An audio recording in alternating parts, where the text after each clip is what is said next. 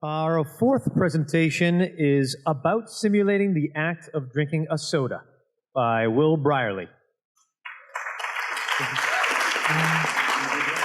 So, what do we have? So it started out at 4 a.m. one morning. I was really thirsty, and I didn't have a soda. And of course, you need a soda. So when you don't have one, you have to figure out a way to make it. And if you don't know how to make a soda, you can figure out how to simulate it. So all the soda stores were closed. Taco Bell was closed. It was 4 a.m. and mine closed at 3 a.m. So I was like, what do I do? I was thinking about first-person shooters, first-person. Oh, I need a FPS, a first-person soda. So they've created Soda Drinker Pro, and I got up I'm like, this needs to happen. I got up out of bed around 3 in the morning, and I was like, let's break out Blender and start making this soda cup. So that's what happened. And from around 3 a.m. to around 11 p.m., the first 5 levels of Soda Drinker Pro were made. It's an FPS, a first-person soda drinking simulation, the most advanced one in the world. And so how do you play? The left mouse button places the soda to your mouth. The right mouse button sips on the soda. There's a soda meter in the upper left-hand corner of the screen. When you finish a soda, you beat the level.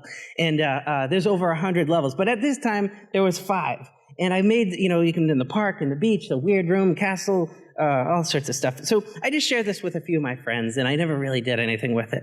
I made some other games after that. I made a game about the movie My Girl, made a game about the Golden Girls TV show, a bunch of other stuff.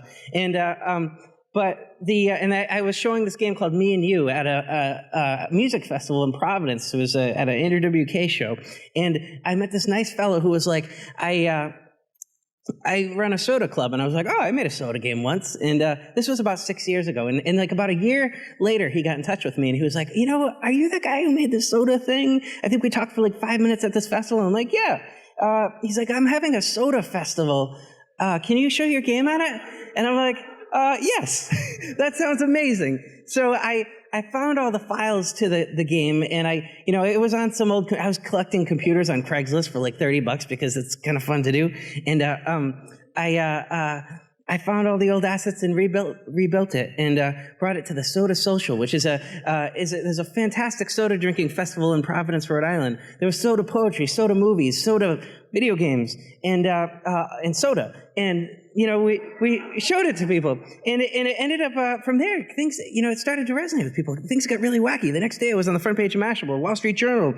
Kids in Germany were making soda cupcakes. It was like, like bonus soda flavored cupcakes. It was amazing. So I was like, this is really neat. So a lot of people were writing, put it on Steam Greenlight. So we did, but the only way I did it was I said, if everyone can send me 50 cents, we'll cover that $100 cost to do it. It's about the cost of a soda. So this is perfect. So I got a ton more than we expected, and we put it on Steam Greenlight, and instantly was shut down because they thought it was spam or something. But it's a very serious simulation. So, and it's on Greenlight now if you want to check it out. And so we used the extra money, of course, to get a booth at PAX, because that's where you show your video games. So, of course, then at Boston Fig. So, so we showed there, and then things just got real crazy because we didn't tell people the whole time. So this is around probably about 50,000 people had the game. And at that point, we actually snuck in another game inside of it. So there's actually an entire game inside of a game called Vivian Clark. And that's what this is footage from.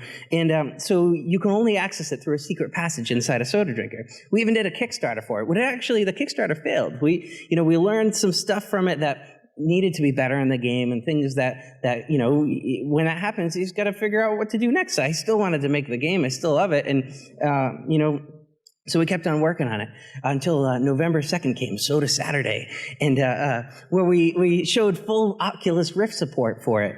And, if you don't know Oculus Rift, it's amazing virtual reality technology. And you can drink a soda in virtual reality with a cat. We also have a mobile version where you can drink a soda with a cat with augmented reality. And now it has Google Cardboard support, too. So you can definitely check that out. But the thing that I love the most about this, and this is why I'm talking today, is because just this one little tiny idea. You just wake up in the morning, you're thirsty. You wake up, you get this idea, and you want to turn that into something, and you never know how it's going to resonate with people or what it's going to do, but always looking for those moments and those things where people, are enjoying it. And this is amazing stuff that's come from it. Like, we get like fan art from all over the world. Kids making sculptures. There's a sculpture in the Baby Castles gallery in New York. There's on the game. There's tons of mods on the game, all sorts of amazing stuff. And it's like, seriously, the nicest feeling in the world.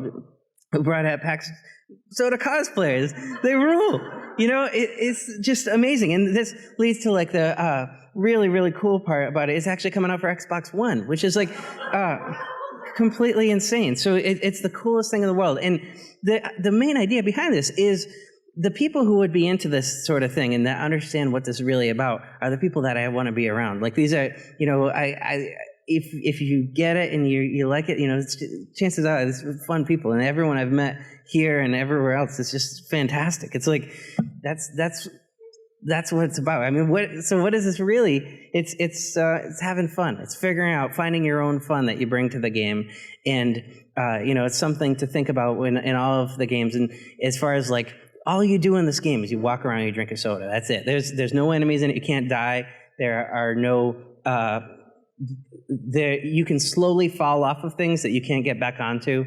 It's more of an emotionally challenging game, but yeah, and that's it. The reason I wanted to share this with you today is to always be looking for those possible things that you never know could turn into something. But now it's hundreds of thousands of players, and it's doing all this crazy stuff. And and I see a million other games out here that are doing wonderful stuff too. So it's a pleasure to be here with all of you, and thanks for listening.